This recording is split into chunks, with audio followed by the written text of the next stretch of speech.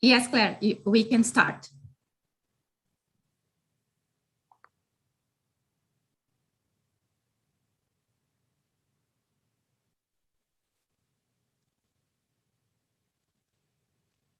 Good morning, everyone. It's a pleasure to be here and have the great opportunity to know more about case study of emerging market, a relevant subject, as you all know, especially in our Brazilian context. I want to thank you all for your presence, and special thanks to our panelist, Professor Virginia Bodolica, for her kindness in sharing a little of her experience with us. Thanks also to André for coordinating this panel and warming up our debate. André, please. Thank you, Claudia. I want to thank EnANPAD and everyone that made this possible, especially you, Claudia, that made the bridge between Emerald and EnANPAD. Good morning to you, who's based in Brazil. Good afternoon to Professor Virginia Bodolica, who's at the moment in Italy. I want to share some information to you now. First, I will share just some words about Emerald for those that still do not know the publishing house. Then I will introduce Professor Virginia to us all. And finally, after her presentation that will last about 60 minutes, we will have a moment for questions and answers. So I invite you to grab your pen, take notes, and have your questions at the end of the session. So let me tell you a little bit about Emerald. So this publishing house was created by scholars, just most of us in the session, about 50 years ago. One of the topics that they cared and still care at the moment is the real impact. So I think the session about teaching cases is a great opportunity to actually understand more about this, as we are going to hear about a method, a case method, which is really interesting, I believe. So I really want to thank you all for your presence, assistance here. And having said that, I am happy to introduce you to Professor Virginia Bodolica, who is the Said Khoury Chair of Leadership Studies and a professor of management in the School of Business Administration at the American University of Sharjah in the United Arab Emirates. I had to Google a little bit about this Chair of Leadership Studies because it was really interesting to me, and I'm happy to share that the Said Khoury Chair of Leadership Studies is dedicated to the development and dissemination of impactful knowledge base about leadership that manifests itself across different levels of analysis, transcending disciplinary silos, functional areas, and industry boundaries. Very interesting. Professor Virginia is also a passionate academic and advocate of cross-disciplinary research and practice, and an award-winning case studies writer. Her research interests are related to corporate leadership dynamics and soft and hard governance issues in for-profit settings, family-owned enterprises, and healthcare institutions.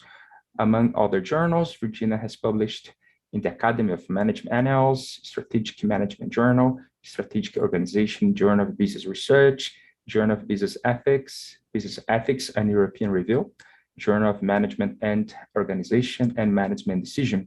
She's co-author and co-edited several books, including Mergers and Acquisitions and Executive Compensation, Corporate Governance in Arab Countries, and Managing Organizations in the United Arab Emirates.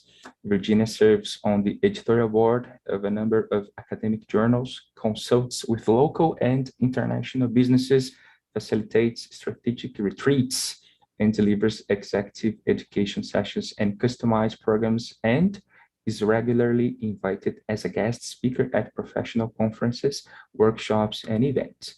Her involvement in service activities has earned her many outstanding reviewer awards from scholarly journals and various Academy of Management divisions. She's also the associated editor at the major emerging markets case studies published by Emerald. Professor Virginia, thank you. This session is yours. Thank you very much, Claudia, first, André, second, for having me here. Very welcome to everyone who is there listening to us. It's going to be a very passionate, I promise you, moderated session because I'm very passionate academic and I'm very passionate about case study research. So give me a second. I am about to share my slides and I do hope you do see them here. So I was, when André and Claudia reached out to invite me to have this speech about case writing and publication, and they told me, well, it's going to be about 1 hour and then we're going to have some discussion. So I was thinking, how am I going to fit all this in 1 hour? So there is a lot to say about that, particularly if you factor in my passion about that and my story about how did I arrive as an academic, as a scholar to write teaching and pedagogical case studies. So there is a lot to say about that, but I wanted first and foremost to wish you a very warm welcome, to tell you that I am going to try to share with you the ins and outs of how to write a successful case study, being myself a case writer, a dedicated case writer, a passionate case writer, being myself a person who succeeded to earn some awards in case writing, which I'm particularly proud of, using some novel techniques, because I'll tell you that it was very difficult to compete with the entire world, which is full, and there are plentiful of very experienced teaching case study writers. So it's very difficult to compete on the international arena with those very experienced case writers. So I'm here with you for this 45th EnANPAD meeting to talk about Emerald Emerging Markets Case Study Collection. So you see here their acronym of this collection, where we do publish through obviously Emerald Publishing, we do publish teaching case studies, or we call them also pedagogical case studies, which are different. And I'm going to emphasize that throughout the presentation, because it's what I do really see as an associate editor of different pedagogical case studies journals, that many academics do make a mistake between the research-based qualitative case study and then teaching or pedagogical case study. So I'm going to be here for this 1 hour and 45 minutes together with you to uncover all those complexities, but also intricacies and all those delicacies of writing a successful case study. So I'll try to shrink all that knowledge that I have through my own experience as both a case writer and also as an academic who is involved in editorial boards and who does evaluate different cases that are being submitted for publication considerations. So a guide to case writing and publication. André, thank you very much for a smooth introduction. I'm Virginia Bodolica, so I'm based in United Arab Emirates. I started from Eastern Europe, navigated slowly towards Western Europe, all the way from Russia up till Canada, from east to west, where I've done my PhD, started my academic career, and then through discussions with some of my students that I had in Canada, particularly in Eastern Canada, in Quebec and Montreal and in Gatineau, which is very close to Ottawa, they were saying, you know, the only thing what is missing in your CV is not having some Middle Eastern experience. So I did decide to go all the way from Canada to United Arab Emirates, and I've been there over a decade now. So I am the associate editor of the Emerald Emerging Markets Case Studies Collection, and I'm also associate editor and on several case journals from other publishers. But I'm going to focus today specifically, and I do use throughout the presentation the logo of Emerald Publishing. I'm very proud of my association with Emerald. I love this publisher. I like the professionalism of all the people being involved, of editorial assistants, people who work in there, very dynamic team, very responsive to authors' queries, and of course responsive to all the editors and associate editors of different journals of Emerald Publishing. So today, I would like to start the general introduction to the topic of pedagogical case writing and publication by reflecting a little bit on our today's reality as an academic. I did ask Claudia just before to be aware about what kind of audience do we have out there. So who is going to listen to our debate today, to our moderated session, to my presentation at the beginning, and then all those Q&As we're going to have at the end. And Claudia said, well, it's a mixture of academic people, scholars, master students who are aspiring to become full-time academic or part-time academics, PhD students.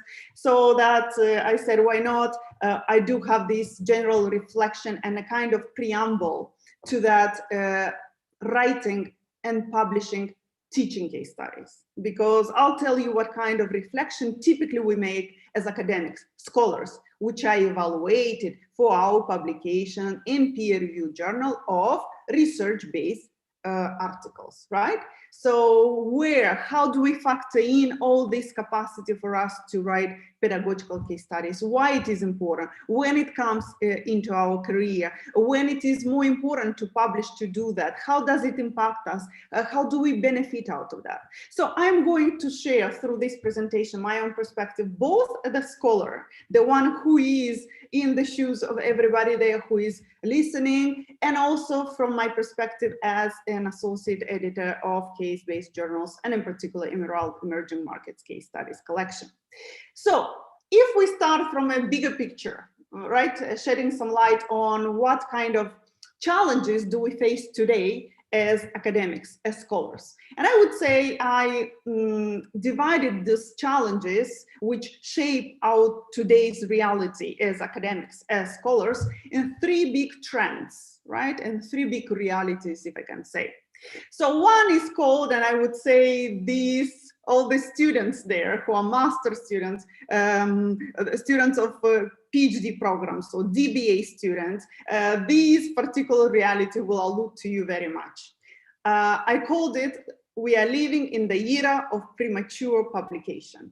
And this is exactly what happens with the pressure that today's PhD students in particular, but even master students are feeling right now. So if you want to proceed at the higher level to end up in an academic career, full-time or part-time, you would feel that there is a pressure for you to publish, not after you finish your PhD and you start as assistant professor, but even before that, during your PhD times. And I would say, really, when I reflect on that, I graduated a long time ago with my PhD. It was really a long time ago. And sincerely, at that time, there was only the first time, maybe the first year that at our program, which was very competitive in Montreal, a joint program between 4 different universities, there were talks about offering students the possibility to select between writing a full thesis or writing 3 articles. So 3 articles and then graduating by this. So we didn't have this motivation as yet at the time, or at least not such a big pressure that today's academic reality is putting on PhD students and even master students. So premature publication means when you already graduate from the PhD, you already kind of expected to have several publications to be able to compete for academic jobs. And this is really a big challenge. So there are a lot of advices in terms of being able to succeed in this era of premature publication, like being very smart about what kind of topic do you select during your PhD studies.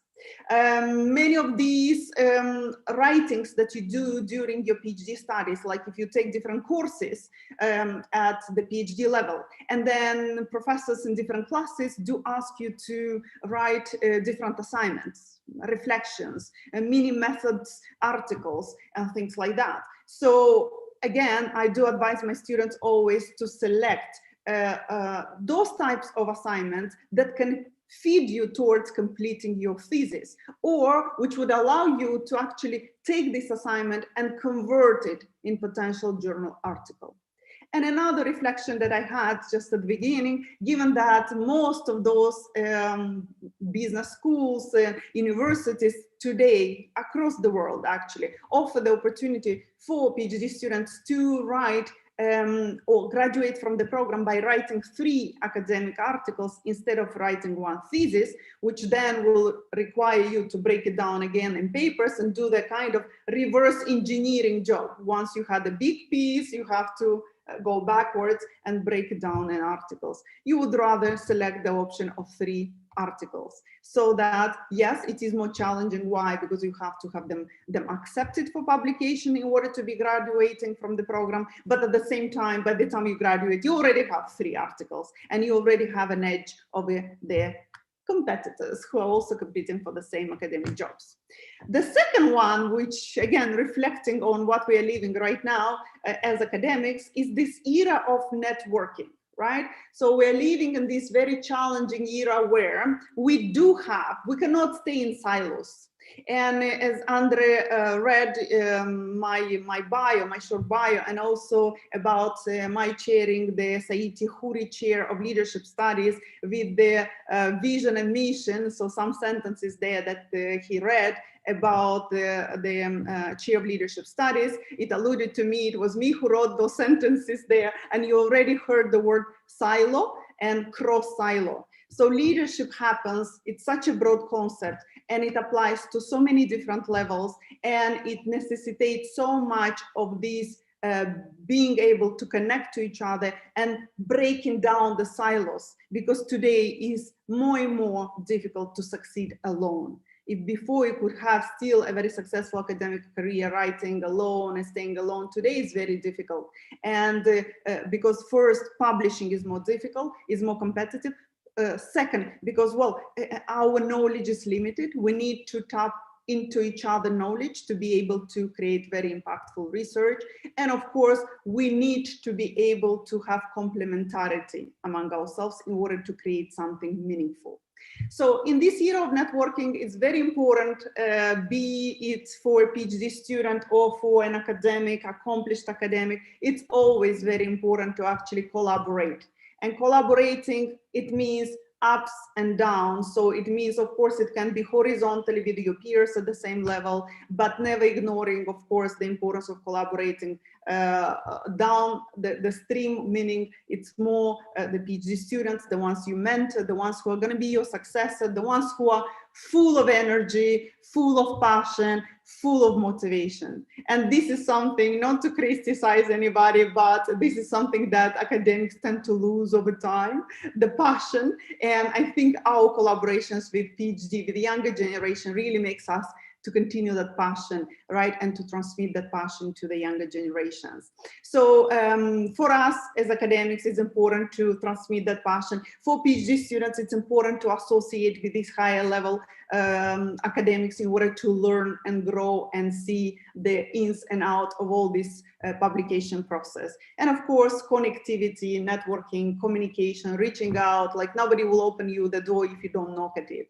And we know that happens typically very well in conferences of this type, EnANPAD. So don't really miss the opportunity to connect, to be there. The first thing I typically do when I do connect to a new person, I right away invite that person to LinkedIn, right? So that person is going to be in my network, and I'll know that anytime there is something we can do with Brazil, for instance, I'll reach out to Claudia and André, right? And then maybe they'll connect me to somebody else. So this is a way how typically that connectivity happens. And the third one, which I'm such a strong adept of, and I stimulate that maybe because, again, it's really specific to me, but what I like and why did I accept to chair the leadership studies chair? Because I see and I feel that leadership is one of the broadest concepts which applies actually to any area of research. I do not like something very narrow and very focused, because after and that's my very subjective perspective, right? After I said 2 or 3 times through different articles, something about that topic, it's kind of, okay, I've said everything and I want to do something different. And that's how I'm going through this reflection of cross-disciplinarity. And by the way, if you were to analyze the most successful articles, the most successful pieces of research and teaching, of course, case studies, we're coming to that slowly, you will see that the most successful pieces of writing which are published out there, they are actually relying, particularly today, because the knowledge matures and we need to go to higher and higher level of sophistication.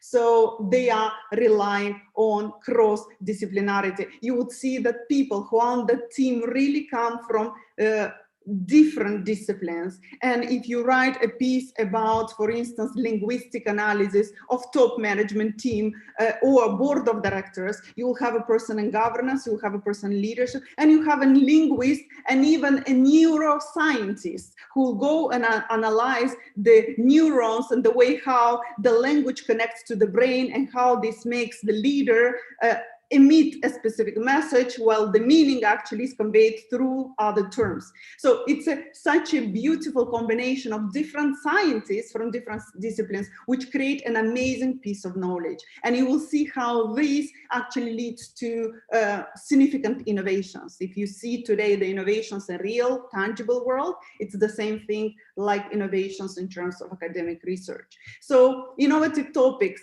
interesting topics, buzz-driven topics, right? The ones which are really attractive and can really hook the reader, given that we talk about also publication, is my piece of advice that I give right away. And backgrounds, connectivity across backgrounds, cultures, across different disciplines, across even different level of analysis, is really fundamental today. Think only about all those sustainable development goals, right, that were formulated by the United Nations. We are all talking right now about SDGs reporting, right? All the companies, it's like the must.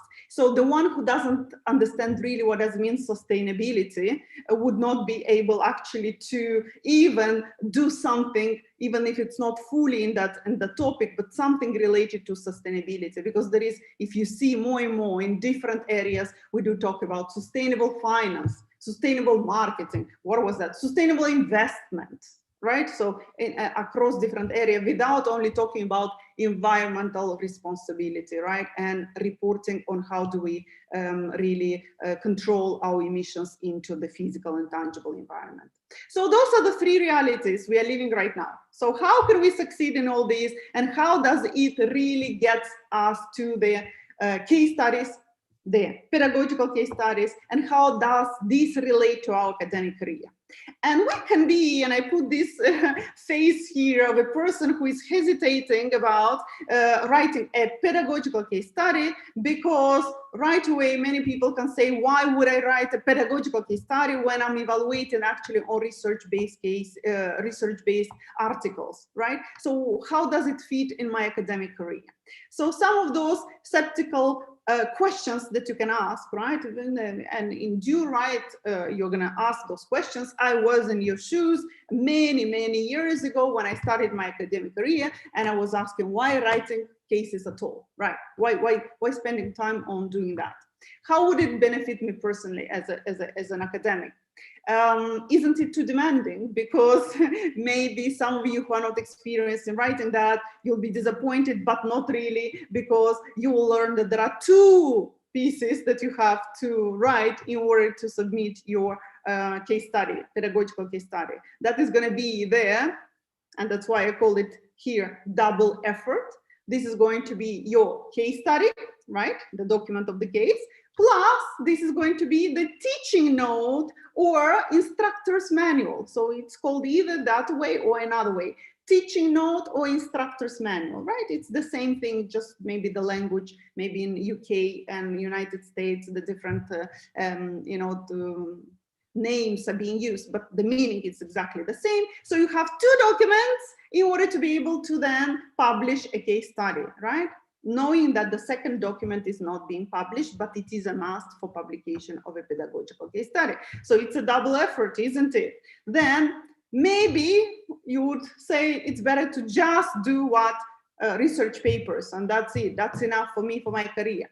Would I get any really credit for that if I'm working as an academic in a university? So credit in terms of how I'm being evaluated and assessed for my performance as a scholar, right? Would I be evaluated on my teaching using the case studies that I wrote, or on my research, or maybe both of them, right?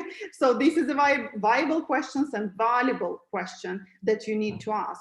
When, and that's timing, when would it be very interesting for and relevant for me to publish the pedagogical case studies, right? Is it at the beginning, at the end of the career, and why it is so important to do that?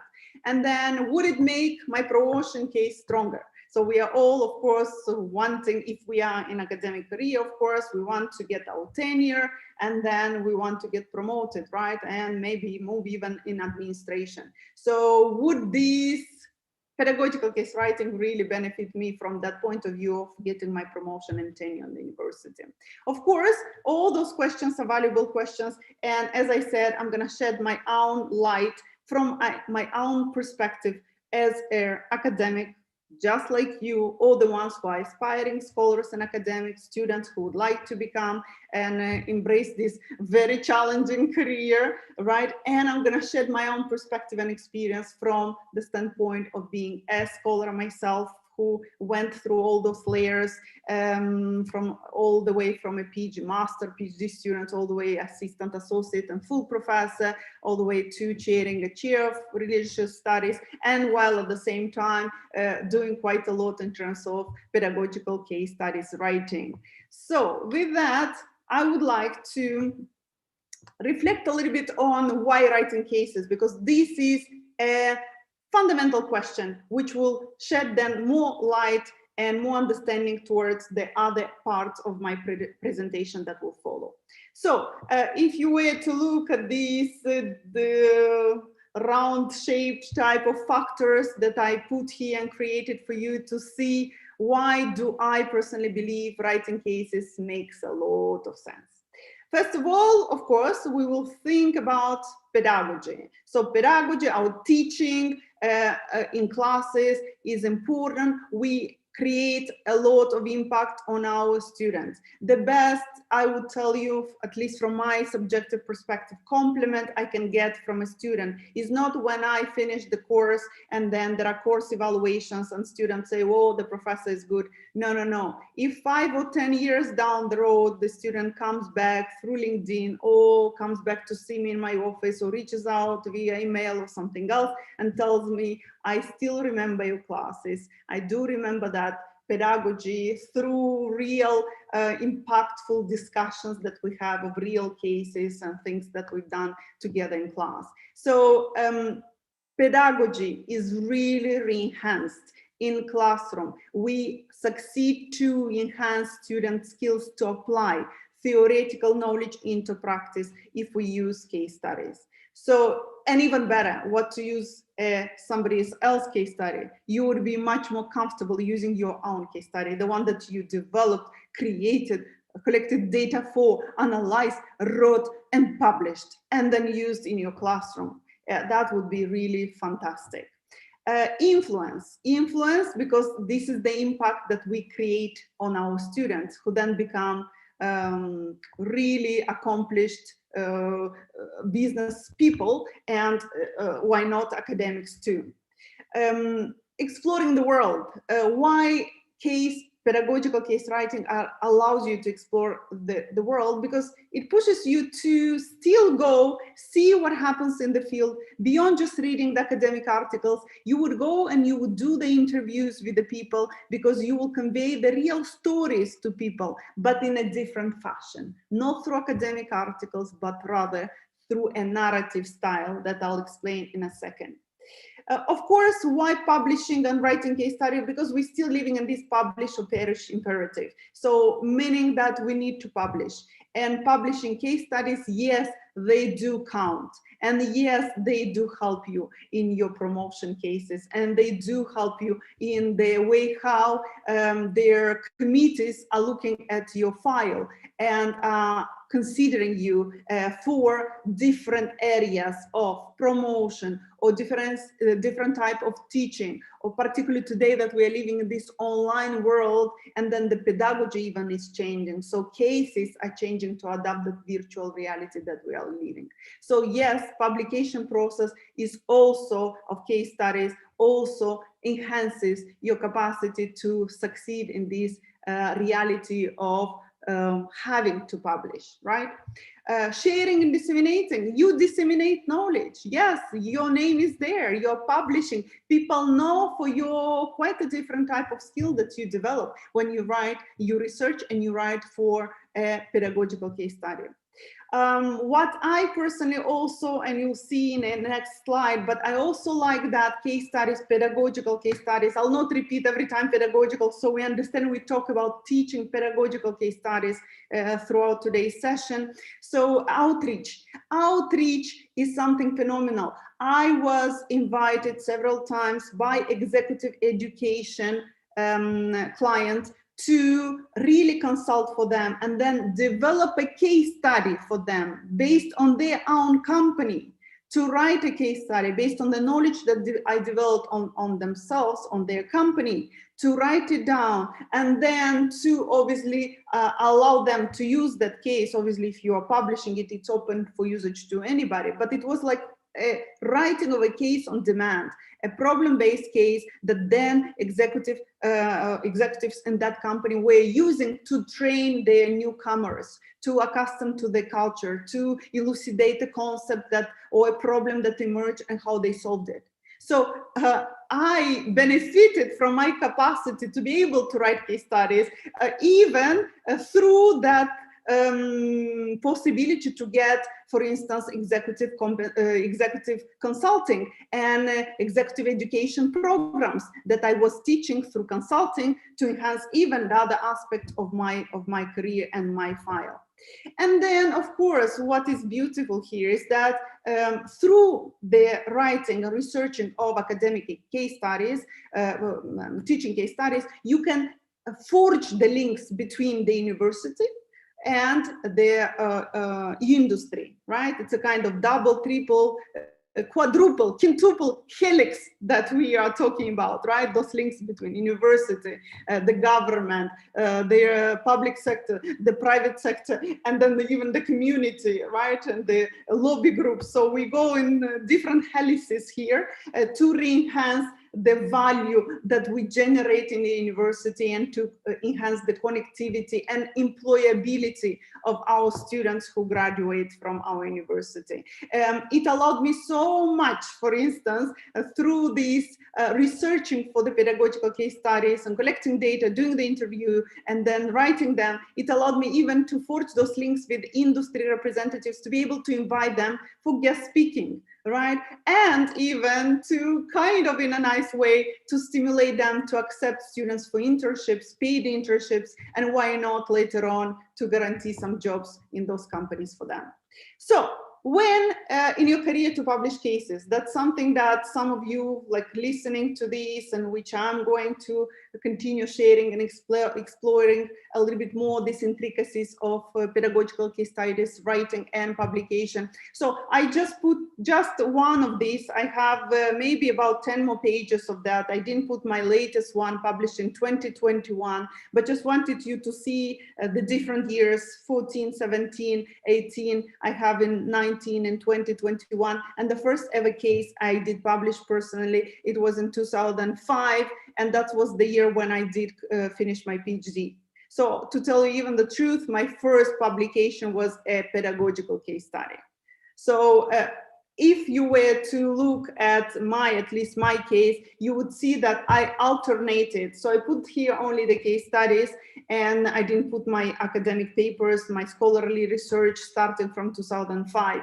But if you were to look through my CV, you would see that there is a constant alternation between the research-based articles and the pedagogical case studies all the time. So in my case, and it doesn't mean this is their way to do it, it's just my subjective way. And maybe that's why I'm here to talk to you about the pedagogical case studies, because I'm very passionate about that.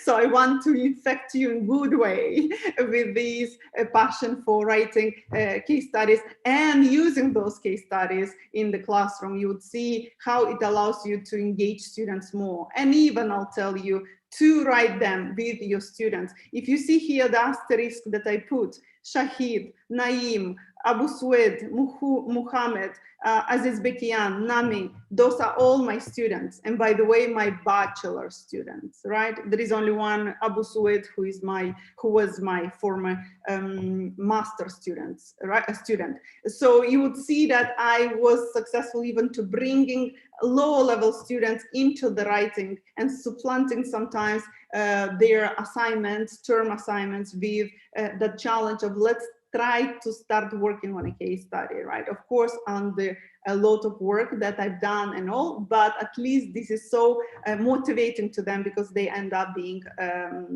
authors on those cases. Also to encourage you and to say, how did I do that throughout my career? One of the books, by the way, that I published, Managing Organizations in the United Arab Emirates, you can see the 5 parts where you can see that the 5 parts have really the case studies showing the different dilemmas related to different aspects like small firms, entrepreneurial ventures, family businesses, and the cases that I wrote before on those specific issues that resulted in a beautiful collection of different case studies on United Arab Emirates realities. So that's how I've done it before. Now, how I personally benefited, and I hope you will see that as a conviction for you to start writing and publishing teaching case studies. Well, first of all, teaching, right? As I said, teaching became more interactive, more dynamic. Students started to get really hooked and more engaged. They love to see that there are real people out there and not just theories floating in the class. Real people out there having real managerial problems that need to be solved. And you throw them some questions and they put themselves, they feel that feeling of empathy, they put themselves in the shoes of those protagonists, decision makers, and then they are supposed to do what? To act on their behalf and propose solutions. And of course, in teaching, even if you don't use an entire case study, maybe you don't have time to go through the entire case study, even in your speaking, when you explain a concept, when you illustrate something complex, you have such a ease at referring to cases. If you wrote them, if you possess that knowledge in your even soul, mind, because you've done it, you live the entire process of writing, collecting data, writing, and then publishing the case. So you have those examples very easily going out of your mouth and referring to them in class. You know, like in that case, in that company, that thing happened and they came up with this solution. So you can, even in your speech, reinforce the impactfulness of what you're saying through your reference to the case studies that you've done before. What I love to reinforce here, look, not all very successful academic articles writers, so people who have amazing research-based publications, right, scholars and all this, not all of them are capable to write the pedagogical case studies. What I mean are capable, they are all capable, but they need experience to do that. So what I'm saying here is that writing pedagogical case studies taps into a different set of skills that we have as academics. So if we write a scientific, theory-driven paper, we are really, let's say, dry in the language, sometimes very heavy on using technical language, jargon-based language from our discipline, and that's how it's supposed to be, right? When we are publishing Academy of Management journal and Journal of Management and all those top-notch journals in particular, we're supposed to rely on our jargon using theory-driven concepts and make those hypotheses and develop the paper in that way. But when we write a teaching case study, that's a different type of skill that we tap into. And I did always refer when I try to make sense of my experience and that and experience of all other people who are much more successful than me in writing the pedagogical case studies. So I tried to kind of reflect on what kind of skills those amazing case writers have. And I kind of concluded they have what I call 40 competencies in order to be able to successfully write those case studies. And I have those 40 competencies on the next slide, so I'll refer to them in a second. Executive education, as I told you, if you are developing case studies for a real company, you then can, and even many of those companies can approach you, knowing your experience, can approach you and ask you to develop a case study for them, so that they can use it to train their own staff and personnel, so that the newcomers are really aligned with the culture of the company. So you can benefit even in getting some and securing some executive compensation, executive education contracts. Career, to tell you the truth, one of my sabbaticals, I really got it in another university in completely different part of the world. And the difference, because it was a very competitive process, and I really took it wide, the difference which made me being at the top of the people who were selected is just the fact that I had pedagogical case studies. Why? Because that university relied like on a Harvard style of teaching, where you are teaching 100% based on cases. So that's what made the difference, not because I was so spectacular and there are nobody there. The world is full of brilliant people, and that's what makes our career very competitive. So it was a very competitive, and we continue feeling how competitive it is. But the only difference which made that I had a variety of cases, and I was writing them, and I was even using them very heavily in university where this was not compulsory. So that was made me to actually get a very nice experience of 1 year of sabbatical. And as I said, a lot of opportunities to develop and deliver. I do constantly deliver case writing workshops, and just recently completed with Emerald case writing workshop for Middle Eastern academics and for South African academics. And then fulfillment. As I said, I'm very passionate, and I hope I can transmit that passion to you. You feel that you are making sense, that you create meaning, that you dare to care, to go beyond just having those academic papers that are good, but some of our students cannot really read them when they are in our classes, particularly the lower level students who are not as sophisticated as that. So the challenge, the fun, and the enjoyment is really part of that.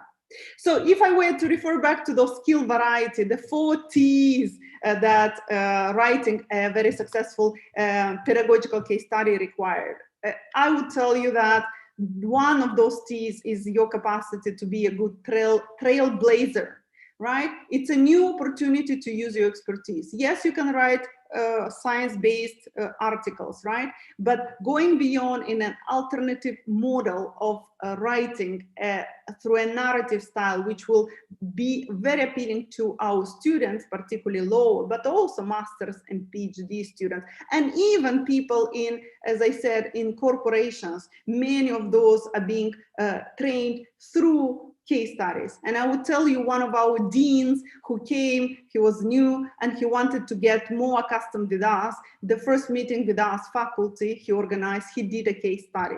So he made us read a case study and then made us break out in groups and discuss and then deliberate. And through that case study, we said, why he's doing all this? And then after that, he created a kind of psychological portrait based on how we communicated in class among ourselves and how we discussed later on.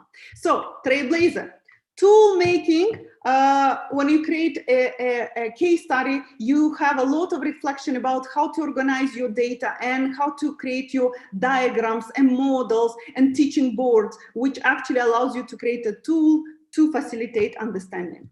Translation, what does it mean? It's a maybe metaphorical word here, but translation means that you allow students to translate very complex theoretical knowledge into practice. So basically taking theory and apply it to the analysis of real situations in the real business world. And then of course, teamwork. So what better opportunity than using case studies to ask students to develop their teamwork. And today you will see that majority of employers really rely on the capacity of people to associate, to collaborate, to work in teams. So what makes a case study compelling? Of course, you will see that there are perspectives from the point of view of the instructor, right? Because I can illustrate a topic, I can learn value, I can do something through that by developing a case which is interesting to me, but where I do have also a lot of supporting materials, right? Diagrams, charts, appendices, so that students can use that in order to be able to be more comprehensive in answering the questions related to the case. Of course, you want a case that is easily accessible. So if you're publishing in our collection, Emerald Emerging Markets Case Study Collection, you will see that, of course, there are even universities having agreements with Emerald, and where students can use the case even for free, because the subscription is being bought by the university for a given amount of students, right? So this allows easy access, so students can download the case and then can read it, and you can animate the discussion as an instructor of that case. From the student's perspective, why a case is compelling and what makes it compelling? Of course, students want to have fun.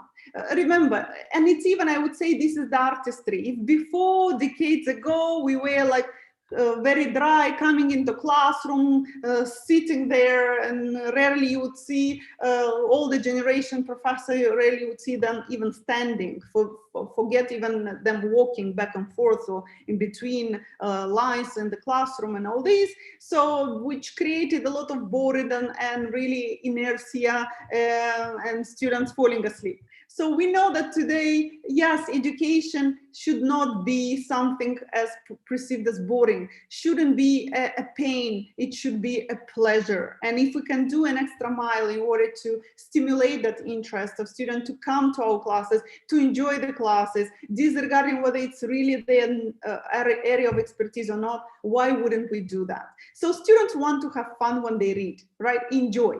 Of course, we want to deliver on the content that we have to deliver. If we have a nicer way to deliver that content through something applicable, practical, relevant, in a very nice way, why not to do that? Because it creates a mutual pleasure to work with a team of students who enjoy what you're doing there, rather than a team of students who are just bored, right, and are falling asleep. So interesting case, a case which at the same time affordable if we talk about costs, but then, as I said before, if the university has a subscription, so this reduces the burden that students have in terms of financial aspects to buy the case. And of course, we would notice that students, when they read a case, they do prefer to have a case which is illustrating some problems, not really success stories. They tend to be quite easily bored with a success story because they don't really see the pain. Success, it's easy to see around with all those social media influencers, all those billionaires, super rich people that everybody wants to emulate. But how did we arrive there? How did all this happen? How from troubles we went to success? And how even at the peak of success we went to troubles and then stood up and again. So that's a trouble, problem, challenge, dilemma-based cases that incite and stimulate students to be more attentive and intrigued and to solve and debate the case, right, and propose some solutions to that. So what is the whole challenge of writing and then publishing a case study, pedagogical one? Well, the challenge is that double effort, right? So I don't want you to be discouraged, but yes, there is a double effort. Of course, there are strategies to reduce the pain and the burden on an individual shoulder for the writing of those two documents. So one document that is a requirement when we publish a case and we want to submit and publish it, when we write it even, is the case study itself. So the case study, pedagogical case study, which describes a factual story, a real story, not fictional. You would see, for instance, our collection Emerald Emerging Markets Case Studies collection does not accept fictional cases. So they have to be all real, even though they can be disguised, right? But they have to be real stories and to describe the real situations, the real problems with dilemmas that need students' attention, and that solution need to be proposed in order for that case to be successfully published. And second document that should, it's a must, there is no way to do it without that second document, which should accompany their case. It's called teaching notes or instructor's manual. I'm more used with using the word TN, teaching note, right? But instructor manual, it's the same document which will describe the whole teaching and pedagogy behind the usage of that case. And I'll talk about that in a second. So together, those two create a publishable pedagogical case study, right? And those are the two documents which go hand in hand together and require a very synergistic back and forth coordination when you write those two pieces of document for the publication of a pedagogical case study. If we talk about the case study in general, so whom does a case study involve? You can understand really that the key stakeholders are quite a lot, but of course we do keep in mind one of the most important stakeholders always, right? Okay, we have writers, us who write the case, we have instructors, other people who will use our case, we can have students, we can have protagonists, people who constitute the case story, right? We have the editors because we want to publish the case, we have anonymous reviewers. Who are the key stakeholders in this case? When we write a case, typically whom do we keep in mind always? Our students. So again, my consideration about when you write a case study, how can I really create a very impactful case study? So what considerations should be there in order for us to have really an impactful case study, a winning, a successful? And my reflection resulted in the creation of another mini tool, which I call 6 Ps of winning cases, of successful cases, of impactful cases. And all of them, I forced it a little bit, but because it is easier to remember. So to write a very good case studies, you have to make sure that each of those case studies has or alludes or includes, revolves around each of those 6 different Ps. Problems, protagonists, possibilities, paradigms, plots, and potential. And what does it mean? Problem, it means that the cases which are the most interesting to our stakeholders, students, the key stakeholders when we write a case, are the cases which are problem-based. There is a problem, there is a drama, there is a challenge. So what do? You open that to debate and let students propose the solutions to that. So the more debate happens, the more interesting, the more discussion of pro and cons happens. So really a case which is focused on great problems, great issue to stimulate a very rich debate. That's a P of problems. Plots.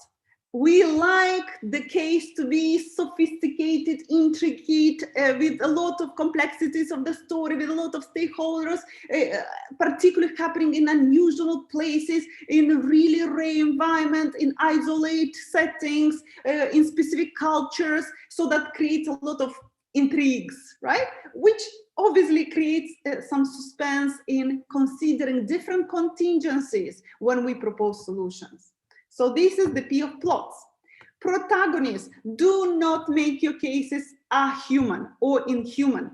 People, students, everybody loves to see that our cases are human, they live, that I can hear the human side, the subjectivity of the protagonist who is living that problem.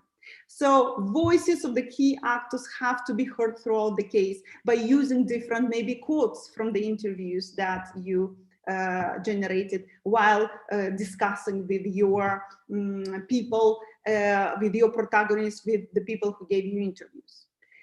Paradigms, don't forget, it's fun, it's engaging, narrative should be strong, but don't forget that we are scholars and we would like to engage into delivering a knowledge, solid knowledge. And that solid knowledge is about what? Pedagogy. So all of our cases should keep in mind that why did I write that case? What kind of theoretical paradigm, right? So paradigm here relates to that key concept, construct, framework, notion from theory that I would like to reinforce through the case study that I'm using in class after this specific section that I develop, right? After this specific section that I teach in class. So keep in mind that it's not that you're writing the case just for the fun of it. There is a pedagogical objective behind that. And that's why your case should be written in a way that it allows students to use that pedagogical theoretical content, that paradigm that you described in class, and that you would like students to realize that this is the paradigm they need to use in order to set a framework for their discussion. And the possibilities is another P, which refers to the fact that the best case studies are the ones which are written in a way that they are really opening the floor for debate, and not that I'm writing a case in a way that I draw the student to only one solution.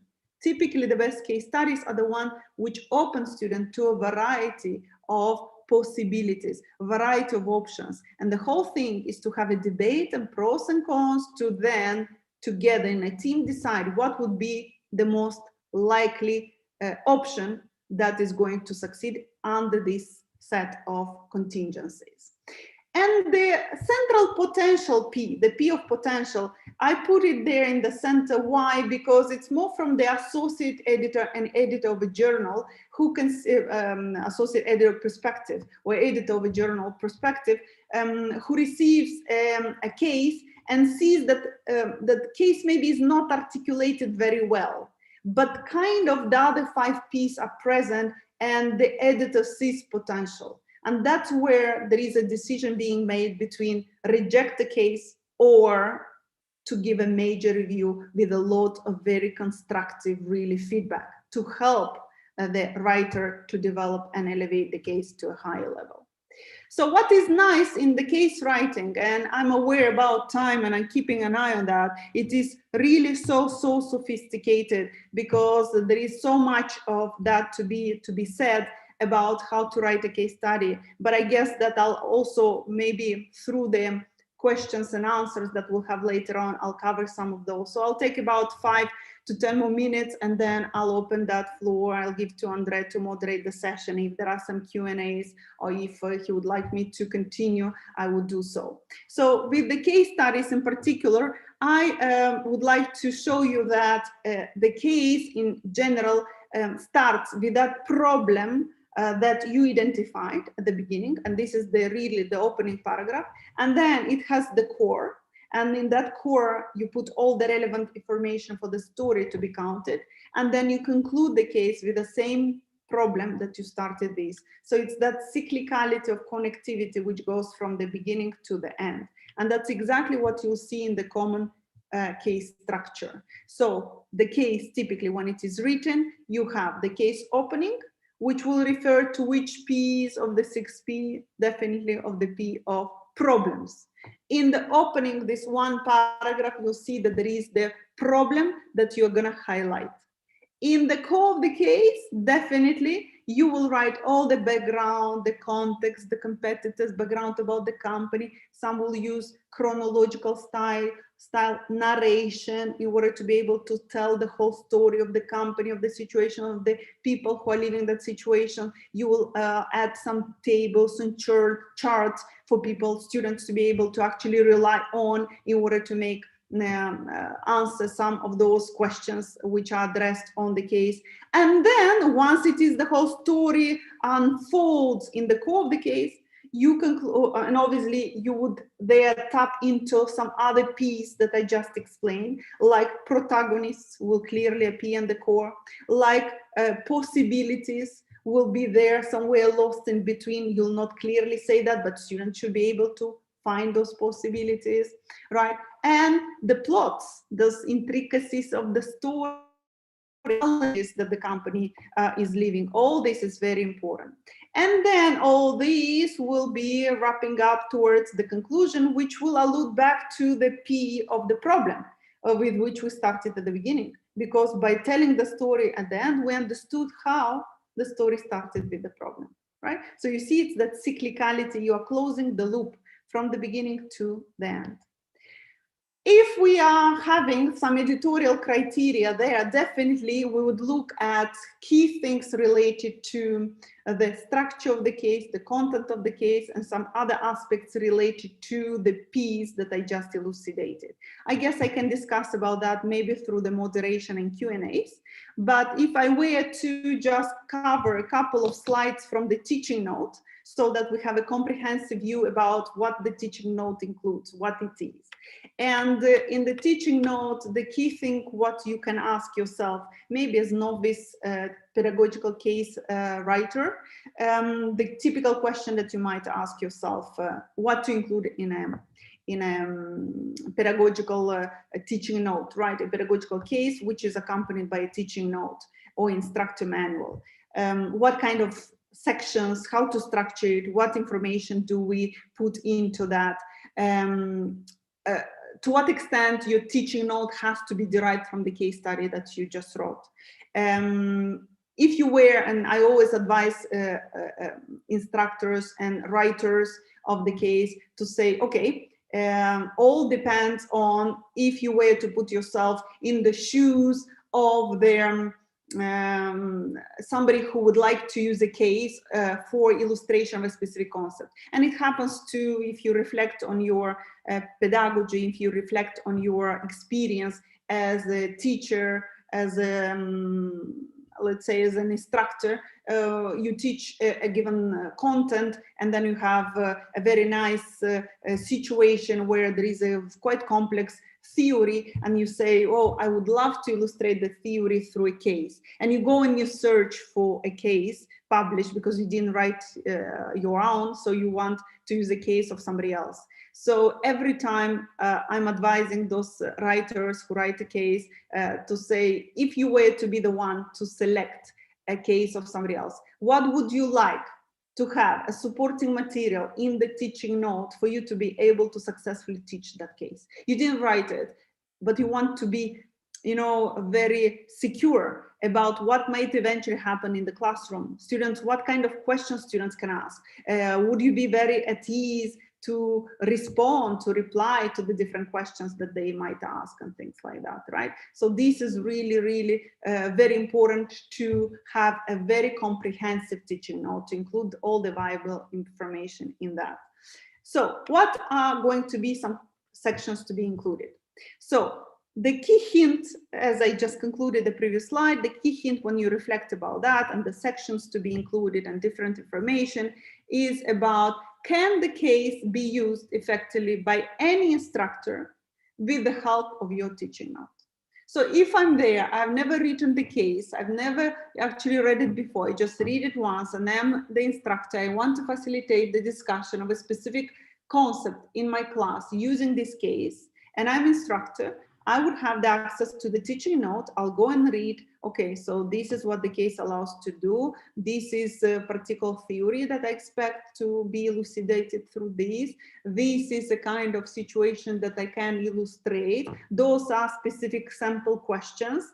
And then those are even, and this is very good, sample answers that I would like eventually. Those are not going to be exactly what are going to be the answers you will get from your students, but having some idea about sample answers that other instructors received in other classes from different students give you more confidence about how it can be done, for instance, in your own classes. So what kind of sections do you include in a teaching note so that we have a better understanding of the second document when you publish a case study? So first of all, it's going to be the case synopsis. That's exactly the first section which starts your teaching note. So you have the title of the case, and then you write, this is teaching note, and under the teaching note, the first section, it's called case synopsis, right? So case synopsis is something like a summary of the case, the entire case, which is 10-15 pages long, right? And that summary is shrunk in a way that case is shrunk into a summary, which is really one paragraph long. That's it. So imagine the skill of synthesis that you need to have, because it's not really an abstract, but it's not really the line by line, the story. It's kind of a synthesis so that all these 10 pages can be shrunk in just one paragraph, right? After that, so it sets the tone. So whoever is reading that, synopsis typically is an instructor who wants to use your case in their own teaching, would be convinced about the topic and the nature of the topic being discussed in the case. Second, typically section which follows is called target audience. So who is my target? For whom I am addressing this, or for whom I'm writing and to whom I'm addressing this type of case. So in this target audience, typically you write a couple of paragraphs where you talk about the course in which you would like to embed, on which it is based, this specific case. The audience meaning students. For what type of students? What level of students? Lower, higher level, right? Students, undergrad, executives, and all this. And when to use this case? Do you use it after a specific topic that you discuss, after a specific theory, after a specific week 5, 6, 10 of your teaching, as a term assignment, as a maybe final exam? A case can replace a final exam, so you explain all this. Learning objectives. So learning objectives is another thing that is fundamental, and we typically facilitate the writing of learning objectives, and I insist to show that here. It's Bloom's taxonomy. So Bloom's taxonomy was developed there, which helps us very well as academics and as scholars who write even our syllabi in the course to identify the learning objectives using appropriate verbs. So the most common mistakes I do see as an associate editor is that the learning objectives are not aligned with the level of difficulty of the case and with the level of the audience to whom this case is being addressed. Sometimes undergraduate students, low-level, entry-level students are being asked to reflect, design, judge, create something which is the most sophisticated level at the metacognitive knowledge dimension extent, and at the creation level, which is typically the most sophisticated, which we would ask from students at the higher level, like master's and executive education level, right? So if you are writing your learning objectives for students at the lower level, right, bachelor, students who are just starting first, second, third year of undergraduate degree, you would like to have this more factual, conceptual knowledge, and you would like them to have this dimension of remembering, understanding, applying. So you will have a choice of verbs with which you will articulate your learning objectives, right? So this is something which is fundamental. So learning objectives. Then don't be surprised, but yes, we do have in the teaching notes something which is called methods of data collection and analysis. It wouldn't be so sophisticated as the method section in our qualitative research-based case studies, right? But it is still a method section saying we've done this, so that it convinces the publishers and the editors that the case is real. And it's not really based, fictional on invented. It's real, based on real things and events. There is afterwards detailed teaching plan and teaching board. So it explains to the faculty who is going to use your case, how many minutes do you dedicate to this case in the class? Can this case be taught effectively in one class of 1 hour, 15 minutes, or 50 minutes, or 1 hour and a half, or 3 hours? Depending. So do you need 2 classes for that? Is it that it's only 1 hour is enough? So all this is explained. And then after that, for each question, you dedicate an amount of minutes. And then you even create boards, whiteboards, where you will say, well, we'll start here, left board, we will write all the background information. The right-hand board will write all the challenges. And then in the middle board will connect what is the contingency together with the specific challenges so that we create options and we submit those options for voting, right? So that's part of this reflection of the teaching board. There is a separate section on theories to be reinforced. So what kind of concepts, theories, model, notions that this case allows to elucidate? So you would need the knowledge, prior knowledge of agency theory, for instance, or stakeholder theory, or stakeholders priority matrix that you need to explain before, or environmental uncertainty matrix. So any tool that you taught in class should be really referred to in the theories to be reinforced, which are relevant for the discussion of the case study. Another thing that you mentioned here is suggested readings for case usage in class, or for better preparation of that class, of that case discussion in class. And then another thing that you have is you have a comprehensive list of discussion questions, as many questions as you think would be relevant for inclusion and for a proper discussion of the case should be listed here. Then there is a very comprehensive section where you would have each of the questions that you listed. So you provide to each of those questions a sample answer. So basically you develop a sample answer so that other instructors using your case would then be not surprised and will be prepared to the nature of answers that they might eventually receive from their students. And then the final, and with this one, I will stop talking because I would like us to have more of that discussion and facilitation through the moderation with Q&As. Epilogue. Epilogue, which is very important, particularly for students who are really intrigued by the reality of the situation. Given that we are going to collect the data at one point in time, T, and we do take time to analyze, to write the case, and then even until we submit the case, and there are several rounds of R&Rs, revise or submit, just like any academic paper. The same thing happens with the journal here that we have. What is really happening is that 1-2 years can elapse. Typically, we would say it's more or less 1 year.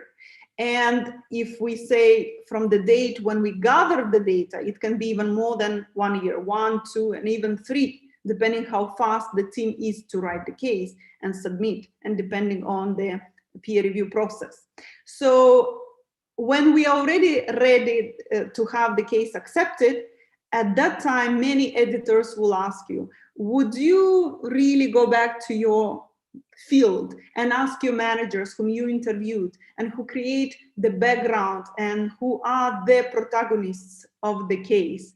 Would you come back to them and ask what really happened? Given that you concluded the case with a problem, it became open-ended. You didn't give the solution to students. The whole idea of the pedagogical case study is to open it to debate, leave it open, not concluded, but rather open so that students can propose different solutions. So would you go back to the protagonists, given that 2-3 years elapsed, and ask them, how did they manage to solve that problem? What solution did they select? And what is their reflection on that solution? Was that a good, bad solution? Or maybe now, years later, they thought or they think that they would have selected a different one, or they are very happy about the solution they selected.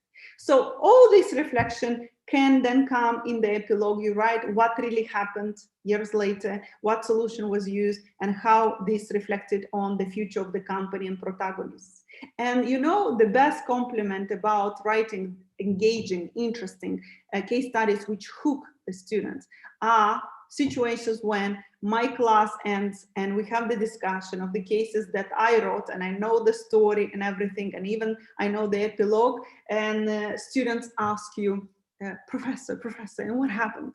What happened in reality? Can you tell, is that the solution that I proposed when we were discussing class that the managers used? And what was the result, right? So this is in case when the name of the company is disguised, it's not real, so the reality of it is not known. And I would say that sometimes it's even more interesting when you disguise the case, you don't say exactly the name of the company, even though it is real, because the problem-based cases typically rarely you would get the approval to have the original name of the company published because it's quite sensitive.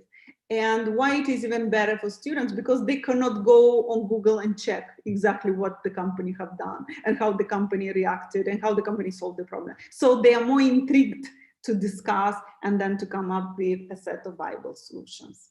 So I'm aware of time. As I said, it's a huge challenge to cover such a big topic, but I guess in the half of hour that we have here, we can stimulate the discussion through the moderation that André and Claudia can make, and then I'll be very happy to answer any of your questions. Sure, Virginia. Thank you very much. We do have some questions, but I wanted to share some really nice comments. For instance, Christina is saying that the session is a very good initiative and congratulates you. I am enjoying it very much. Thank you, Virginia. I think we have 3 questions. The first one is really quick. It's about the PDF, if you can share it. Yes, the PDF will be shared. I mean, the link is going to be shared. Actually, it's recorded. Everything is recorded. Mm-hmm. Thank you. The second question is with regards to the organization. So I would like to hear from Professor Bodolica some considerations about the question of getting access to organizations and the real people inside it to be interviewed. André, sorry, can you read it again, the question? Oh, pardon. I would like to hear from Professor Bodolica some considerations about the question of getting access to the organization and the people to be interviewed. Is it easy? Very good, thank you. So I was sure we'll have a question like that, a very viable question. So if I can go back to share the screen, right, again, I think I shared, okay, so that I can show you one thing that is a requirement for submission. And with that, I'll address the question. I understood that very well. So when you submit your case, you will have something like that. So let me share the screen again. And we call it, okay, so you should be seeing this one, which is called consent to publish, right? Emerald Emerging Markets Case Study Collection, right? To which you submit your case study for publication consideration. It requires actually several documents to be submitted when you are ambitioning to publish your pedagogical case study. So as you've seen from the presentation, you do have the case study, you do have the pedagogical teaching note or pedagogical instructor's note, right? And then you have consent to publish or release form, which is given by the protagonists or people whom you interviewed, right? And who gave you the authorization to publish that case, because once it is published, is a public knowledge, so everybody can access that, right? So you write here the title of the case, and this is, by the way, a template that you can find, and I'll have one slide before we conclude the session. I'll project that slide where I'll show you Emerald Emerging Markets Case Study Collection website, where you have the submission system. And when you click on that, you'll find this template, for instance, that you can download, and another template which refers to the title page. So there is a template for the title page that is submitted together with the other documents, right? Which is the case study, which is the teaching note, and there is consent to publish, in other words, release form, and there is a template for the title page, right? So going back to the question, and why do I talk about that? Because the case cannot be published without this consent to publish. The consent to publish or release form, and you have, as the one who wants to publish the case study, not only to write it and use it, you want it published, right? Already to take the credit. You've done a lot of work. Why not having it in your CV as a published document that others can use and yourself too? So you have to keep in mind that whatever you write in that case, you have to receive approval from their people who are your protagonists, who represent the field, who are the key actors about whom you're going to write in the case. So they're gonna, and here you have the name, the position, the address, the organization, the email, the signature of that person, and the date that person signed the publication release form, saying that I hereby confirm that I reviewed, I read the case, and I'm in full agreement for it to be published, right? So this is a must signed document at submission of your case study. Now, if you know that you have to secure that release form, then you have to know that whatever you write in that case has to be reviewed and has to be approved for publication by your stakeholder, by your key protagonist, right? By the key person who constituted your field. Now, how to get access to that? Remember why did I make such a long introduction? Because I was sure that that is one of the key things that is a consideration for us. I would say that this is more or less the same like when we write a qualitative case study. Many of you, if you are qualitative case study writers using research-based technique, would know that one of the biggest guru in management and in writing qualitative case study, case writing, comparative case studies is Kathleen Eisenhardt, right? She kind of pioneered a little bit of these comparative case studies, writing qualitative research. She's the one who defends to the bitter end the qualitative research, and particularly qualitative case studies, right? And comparative case studies. So you would notice that in her research, you would always have something like, instead of having the real name of the company, Google, ID, or Procter & Gamble, what she'll have? She'll have Proteus, Saturn, Mars.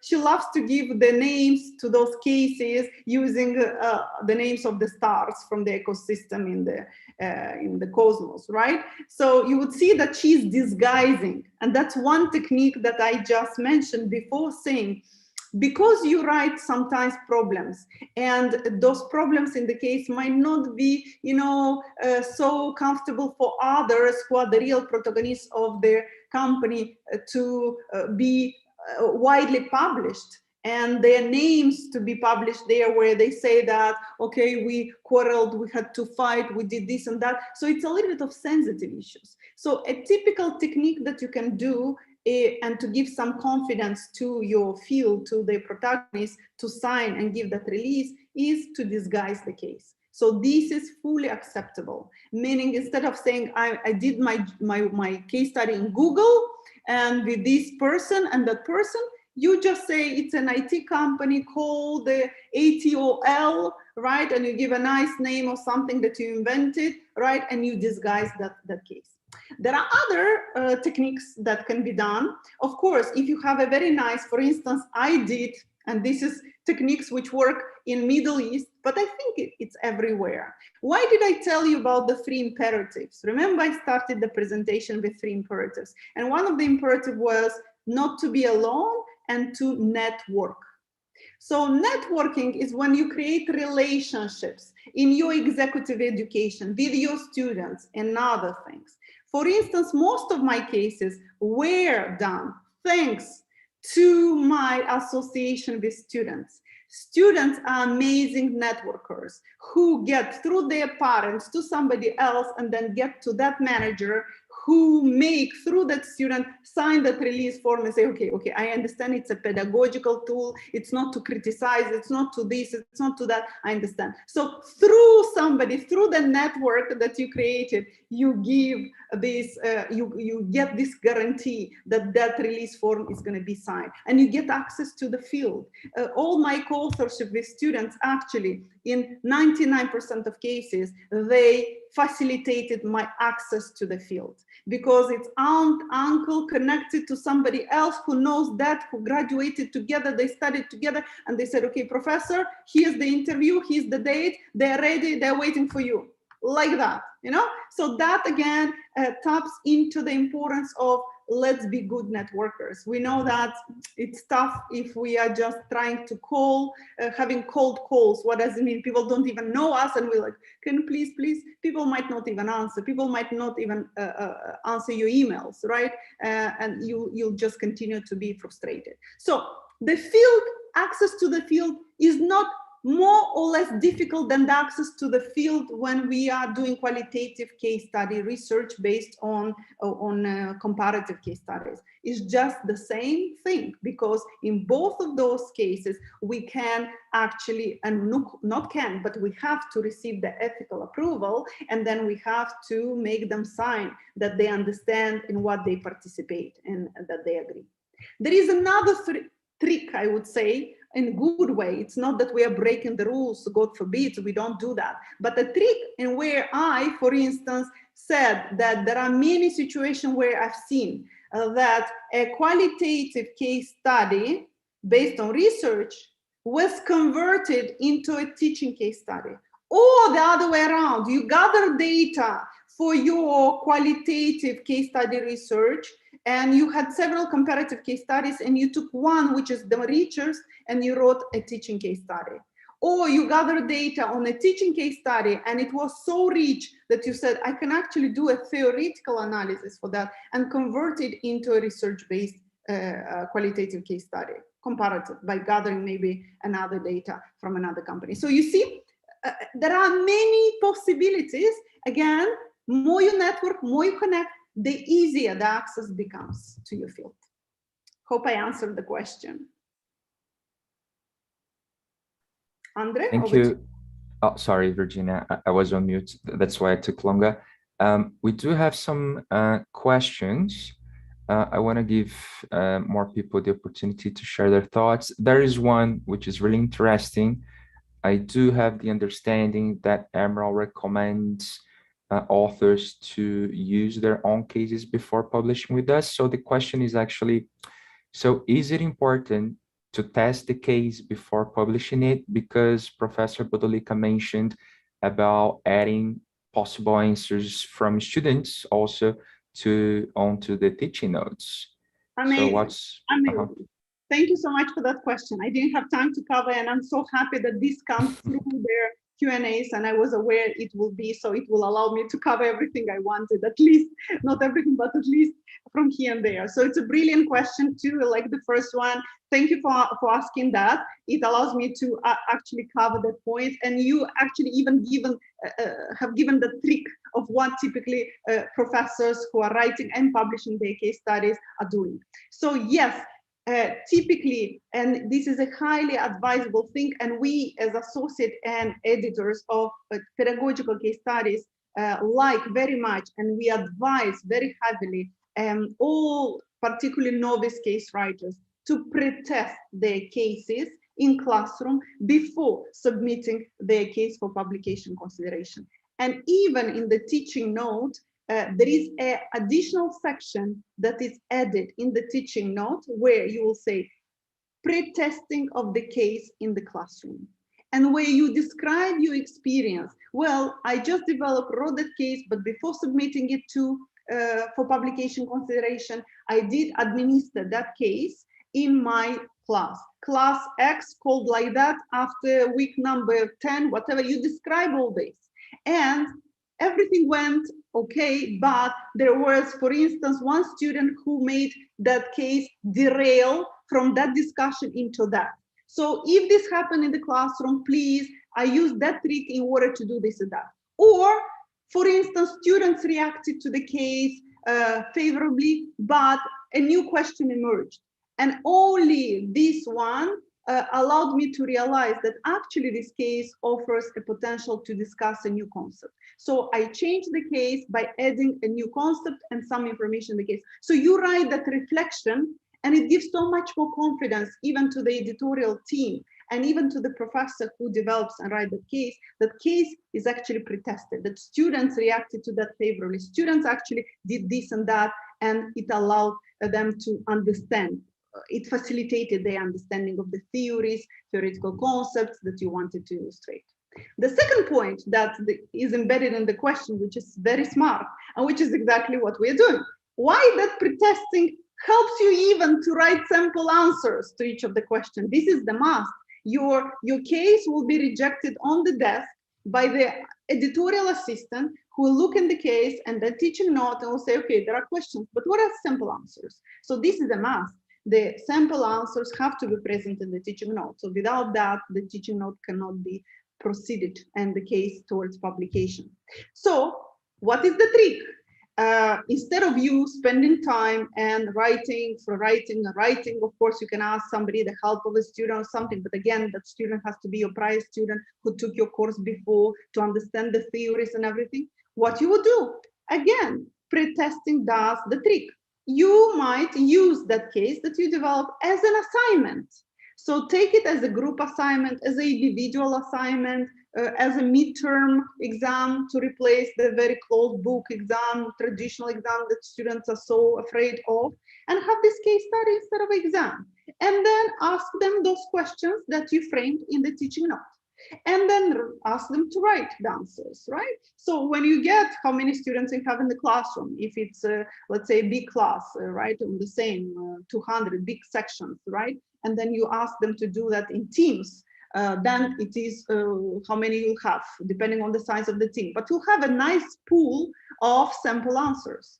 And of course, you'll grade the students' work. So it's very easy then to develop their very good sample answer using different concepts and different styles of answers that you got from your students. And that will allow you to actually populate your teaching note under the section of sample answers to each of those questions. So that is exactly, yes, the way how professors are doing it to populate quicker and also in a very solid and pre-tested manner the teaching note of the case that you develop. Thank you, Virginia. As we approach the end of the session, I think we still have time for one last question. And there's a friend of mine who's asking, and the question is towards, I think, the Brazilian community.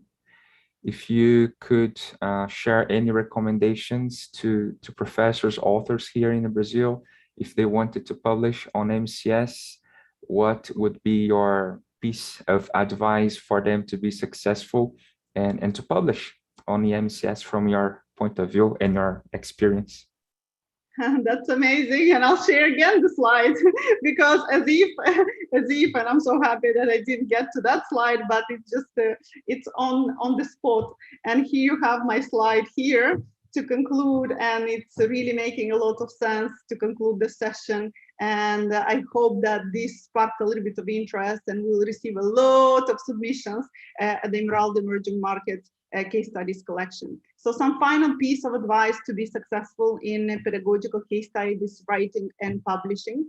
Very important, what we consider, and this is more from the standpoint of the associate editor and editor of case-based journals that I'm speaking here with this piece of advice. So first of all, use engaging writing style. Remember that this is about hooking the reader, the student, really elevating their interest in that and making them live the life of the protagonist. You don't want students to get asleep by the end of the case. So that's why those intrigues in the narration and narrative style that you use is really important. Another thing is when you select the topic, when you write a case, writing about issues that are here, right now, that represent the challenge, that is something sophisticated, something that is topical, timely, not something from the prehistoric era, because that would, okay, attract some attention, but not as much as compared to something that is timely, which is relevant, right? And which is talking about very, very catchy focus for your case. Another thing, by far, from my experience and from even standpoint of the Emerald Emerging Markets case studies, we do publish mostly primary data cases. Secondary is very difficult to publish a successful one. We do accept secondary, but it's quite difficult to write something very engaging in that. So we go for more, we favor, and there is a bias in most of those journals to publish, really to accept cases which are based on primary data and also on problems, dilemmas, challenges, which are decision driven and which allow students to actually reflect on those problems. Second question actually allowed us to conclude with that point of pre-testing your case in the classroom to get feedback. which is fundamental. That makes the case significantly much stronger than a case which did not get any feedback from the key stakeholder. Remember we said the key stakeholder is really the student. Let me wait now. Okay, keep a connection, close connectivity between what you said in the case and what is written in the teaching note. Many times we see that there is detachment, and there are questions that do not really detach or are extracted from the case, and the information from the case is not really useful to answer the questions from the teaching note. So it's very important to have this fluidity between the two. Another thing is focus on the teaching note. In most cases, the teaching note size is double the length of the case study. Imagine to put all this information, it typically takes at least 1.5 times the length of the case. And of course, that's exactly the initiative that EnANPAD had with Emerald Publishing. Do not stop getting involved in something like webinars that are being organized, workshops, case writing workshops, webinars that are being organized, particularly with publishers like Emerald, in order to strive to improve, in order to get successful. And I really wish you the very best, and I hope we're going to submit, we're going to get more submissions from Brazil in particular. We know there is a lot of potential there. There are a lot of interesting cases that you can write, and we are eager to receive more and more submissions from Brazil in our journal. Thank you, Virginia. I think we should, I would like to invite Claudia to come back, because we still have a few minutes, but I thought it would be interesting to see if she wanted to ask us any questions. I think we still have a few minutes, so that's why I thought it would be nice to hear from her, and maybe her to share some final thoughts on this session. Yes, thank you, André, and thank you, Virginia, for inspiring us this morning or this afternoon for you. It was a great speech. We've been learning a lot with you. I have a couple of questions, but I want to ask only one. I think these questions, it's a complement of the previous one, is about how is the competitiveness in published cases. If there are many journals orientated for case studies, what you recommend, or do you think that they are recognized as much as the traditional academic journals? Only a couple of thoughts about that. Thank you. Yeah, so Claudia, thank you very much for that question. From the very beginning of the reflection about the pedagogical case studies writing, right, where I said, how did I personally benefit? Because I went through the same type of maybe frustrations, why not, at the beginning of the career, because you graduate, you want to have a nice job, you want to have a job in a very prestigious university because it gives you more competitive vibes in that. And then I showed you that from my perspective, I did, and even my first publication ever was a case study, pedagogical case study that I've done in a very good journal. And to tell you the truth, even in the journals which are publishing the pedagogical case studies, we do have ranking, kind of less official than in rankings for the research-based case studies. But we know that publishers are actually solidifying those rankings. Like if we know Emerald is a solid publisher, so already it gives us like a lot of confidence about publishing in that journal, which is published by Emerald. We also, by the way, to enhance their conviction of younger scholars and even established scholars to do and publish pedagogical case studies. We have amazing news from, I think already 2 or 3 years ago at Emerald Emerging Markets Case Study Collection. Many universities do evaluate your research based on your capacity to publish in Scopus index journals, right? So the collection and many of others publishers who have teaching-based case study journals. Their journals were not indexed in Scopus. Emerald Emerging Markets Case Study Collection is an index in Scopus, so that in universities which really count the amount of Scopus indexed journal publications per faculty, because this is factored in then for accreditation, for different rankings that you have at the university and all these, right? And QS rankings that we have in the world of university and all this. So the Scopus index journals make a difference. And this journal in particular is indexed in Scopus. So it is one-to-one. It's counted fully like a Scopus index publication. So the faculty is really contributing to the prestige of university. Plus, you know that in all those rankings and QS rankings and all this, there is a lot of these factors for how the universities are being evaluated, which are related to teaching.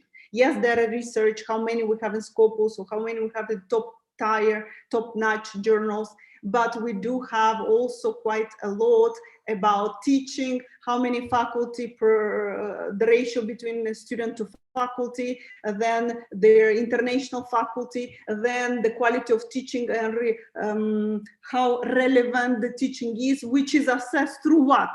So when you submit the reinforcing documentation to those who do the ranking, it's done through, okay, our faculty do pedagogical case writing, which enhances the teaching and makes it more relevant. So credit-wise, as I said, if you publish in a Scopus indexed pedagogical case study journal, then you get the credit, right? Now, of course, I have to warn everybody who is obviously a scholar and all this, this would not replace a research-based article, of course not. So that's why when I reflected on my own career, I showed you that I had a balanced perspective, and that balance actually made me win quite a lot in terms of sabbatical, in terms of executive education, in terms of even facilitating the terrain or field to get primary data to do my research-based data collection. So it's kind of, I use these as a vector to boost my other profile, like to be an executive education consultant. And this happens much more, of course, when we come to maturity in our academic career, where we already, okay, we taught, okay, we arrived at the full professor, or even associate when you are a tenured professor. Right? So at that point, you kind of, it's not that you get bored, but you want to explore other things. Some people go in administration. Some go to like the conferences, Claudia, that you lead and you take care of and you organize. So because that's different types of skill. Some go into deanship, chairship, and things like that to explore other skills that you might have, talents that you might have. And that's, I would say that teaching case study writing facilitated a lot of that field, because we know that connectivity between the field, the industry, you know that many universities now asking to have executive in-house, meaning one of the professor has to be a practitioner who would teach students really about, and this is again AACSB accredited schools that the AACSB is asking for accreditation. Do you have an executive in-house? Okay, all PhD is good, but students want somebody practitioner. Why? Well, because they'll be teaching, but our faculty are doing teaching case studies, so they can do that. So in our case, for instance, we didn't have, and later on we hired, but we didn't have, so they made a case that, look, we have so many faculty who actually do that, and we keep the relevance through the publication of case studies, which are pedagogical ones. And then this is submitted as evidence to every time when the AACSB is coming to reaccredit our business school. So it's submitted as evidence. So people say, yeah, actually makes sense, right? So there are many, and that's why those faculty, even though you think you don't get really a credit, full credit, let's say this research paper is going to be 1 point. This is teaching case study, well, maybe 0.5 or 0.75. However, the university values very highly those type of professors who can balance it out and help in accreditation, reaccreditation things. So I would say if you are advancing in your career, this is something very interesting to do somewhere at the particularly at the beginning of your career, and then when you're in the middle towards the top, right? When you go from assistant to associate, maybe you would feel that you would be more aggressive into your research-based publication rather than pedagogical. But when you just start, you're there between master's and PhD towards entering, and when you are already associate to full, that's where you can flourish with doing this tapping, because then you would even be closer to starting your administrative career.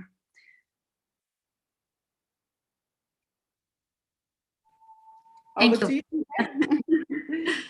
Over to you, André. I think I took my time. We have 1 minute left. That's fine. Maybe Claudia, do you want to finish the session? Yeah, I just want to say that it's very good to share some thoughts with you about relevance and impact as well. And think about how avoiding this culture of publishing or perishing. And I think that case study are a very effective way to approximate research and teaching, and also companies in academy. That's a gap that I think all of us are very concerned about it. And of course, it's a challenge, but it's also a significant contribution to the academic field, companies, and especially to our students. So Virginia and André, thank you very much for this section. And I also want to thank Emerald for our partnership, which makes this final possible. And Virginia, I hope to have other opportunities to learn more about case studies and improve writing case studies in Brazil. It's a pleasure to be here with you. Thank you. That's amazing. And André, as I said, we are here ready to deliver some webinars on case writing with exact samples and how to do that. And I'm looking forward to receive a lot of submissions to the journal. Thank you so much. Of course. Let me just share some comments about that with Virginia and with Claudia. We have been thinking about future sessions. Let's talk about those. And really thank you both for the session. Virginia, it was just great to see your passion about cases. I think you involved us all. I can see the comments on the chat window. It's been great. And invite you all to keep attending the sessions at EnANPAD. And tomorrow we are going to deliver the award, which is something really traditional. And we are really happy to sponsor it financially, which is something we have been doing in the past year. So please welcome to the award session tomorrow. Thank you very much. Thank you so much. Bye-bye. Thank you. Bye.